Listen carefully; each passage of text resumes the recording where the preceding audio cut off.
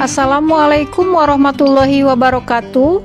Halo adik-adik semua, jumpa lagi di channel Ayo Kita Belajar.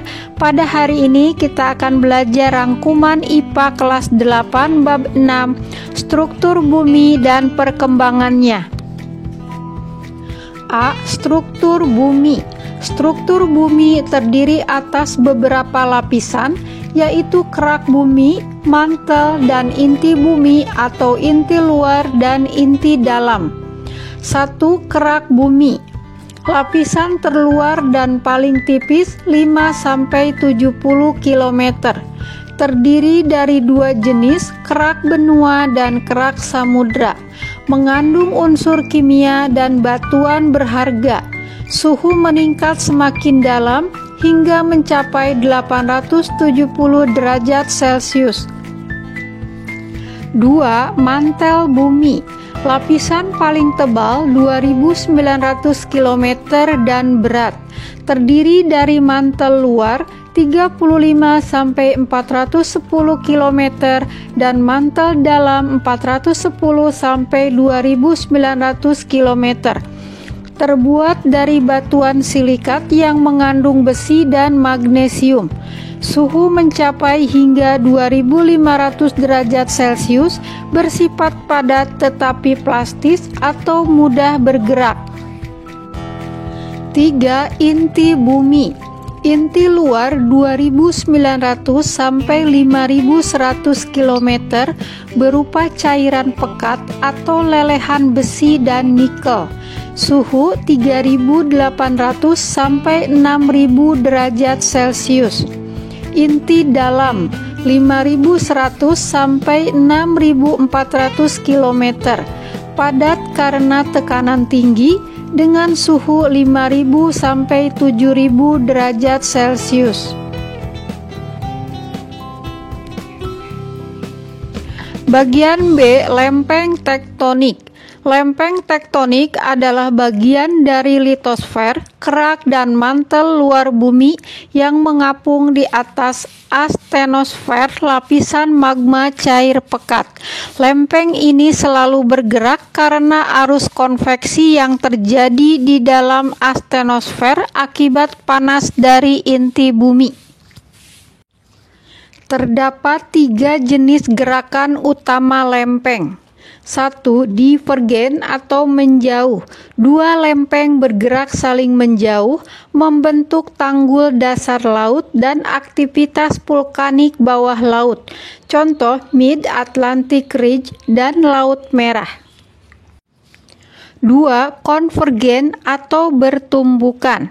2 lempeng bergerak saling mendekat dan bertumbukan, membentuk pegunungan, gunung berapi atau palung laut. Contoh, Pegunungan Himalaya, Lempeng Hindia PS Eurasia, Palung Mariana Pasifik PS Eurasia. Indonesia berada di pertemuan 3 lempeng besar Eurasia, Pasifik, Indo-Australia, menjadikannya bagian dari Ring of Fire atau cincin api Pasifik. 3. Transform atau saling berpapasan. 2 lempeng saling bergesekan secara horizontal, sesar mendatar, menyebabkan gempa bumi dangkal. Contoh, patahan San Andreas, Amerika Serikat, patahan Semangko, Sumatera. Penyebab pergerakan lempeng. Pergerakan lempeng dipicu oleh arus konveksi magma di dalam astenosfer. Magma panas naik ke atas karena densitas rendah. Magma dingin turun ke bawah karena densitas tinggi. Siklus ini mendorong lempeng bergerak di permukaan bumi. Alfred Wegener tahun 1915 menyatakan bahwa dulunya seluruh benua merupakan satu daratan besar bernama Pangaea yang kemudian pecah menjadi Laurasia dan Gondwana dan akhirnya membentuk benua-benua seperti sekarang. Teori ini dikenal sebagai teori tektonik lempeng. C. Gempa bumi. Gempa bumi adalah bencana alam yang terjadi akibat pergerakan lempeng tektonik, aktivitas vulkanik, longsor, tumbukan benda langit seperti meteorit, atau aktivitas manusia seperti peledakan. Jenis gempa yang paling umum dan sering menimbulkan kerusakan besar adalah gempa tektonik. Titik pusat terjadinya gempa di dalam bumi disebut hiposentrum, sedangkan titik di permukaan bumi tepat di atas hiposentrum disebut epicentrum. Lokasi ini biasanya paling merasakan dampak gempa. Energi gempa dilepaskan dalam bentuk gelombang seismik yang merambat melalui bumi dalam bentuk gelombang primer dan sekunder.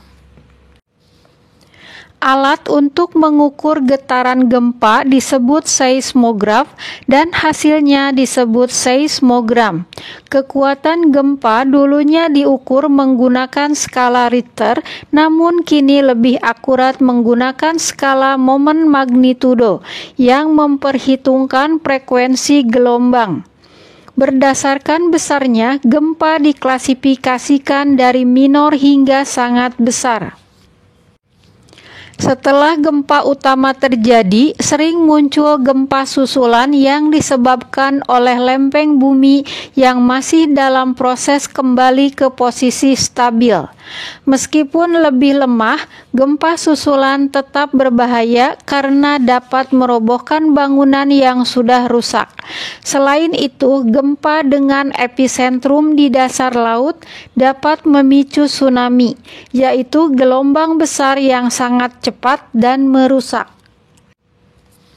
Contoh peristiwa besar seperti tsunami Palu pada tahun 2018 dan tsunami Aceh pada tahun 2004 menunjukkan betapa dahsyatnya dampak gempa dan tsunami terhadap kehidupan manusia dan infrastruktur. Oleh karena itu, pemahaman tentang gempa sangat penting agar kita dapat lebih waspada dan mengurangi risiko bencana. Selanjutnya, bagian D, gunung berapi. Indonesia termasuk dalam wilayah cincin api Pasifik dan memiliki sekitar 500 gunung berapi dengan 127 diantaranya berstatus aktif. Sebagian besar gunung berapi di Indonesia terbentuk akibat pergerakan lempeng tektonik secara konvergen yang menyebabkan magma naik ke permukaan bumi. Magma yang keluar saat letusan disebut lava dan dapat disertai dengan debu, awan panas, serta gas beracun dalam peristiwa yang dikenal sebagai erupsi. Suhu lava bervariasi tergantung warnanya, dari hitam yang paling dingin hingga putih yang paling panas. Salah satu erupsi gunung berapi terbesar di Indonesia terjadi pada tahun 1883 saat Gunung Krakatau meletus dan menyebabkan tsunami besar serta perubahan iklim global akibat debu vulkanik yang menutupi atmosfer. Meskipun berpotensi membahayakan, gunung berapi juga memberikan berbagai manfaat.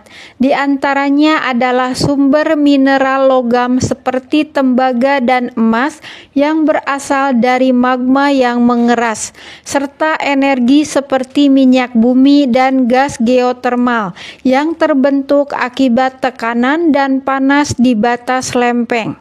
Selain itu, material vulkanik dari erupsi membentuk tanah yang sangat subur, mendukung pertanian yang produktif di sekitar gunung berapi. Gunung berapi juga memiliki potensi wisata dan penelitian karena keindahan alam dan nilai ilmiahnya. Dengan memahami karakteristik gunung berapi, masyarakat dapat hidup berdampingan secara aman dan memanfaatkan potensinya secara bijak. Gunung berapi juga memiliki potensi wisata dan penelitian karena keindahan alam dan nilai ilmiahnya. Dengan memahami memahami karakteristik gunung berapi, masyarakat dapat hidup berdampingan secara aman dan memanfaatkan potensinya secara bijak. Nah, adik-adik, sekian dulu. Wassalamualaikum warahmatullahi wabarakatuh.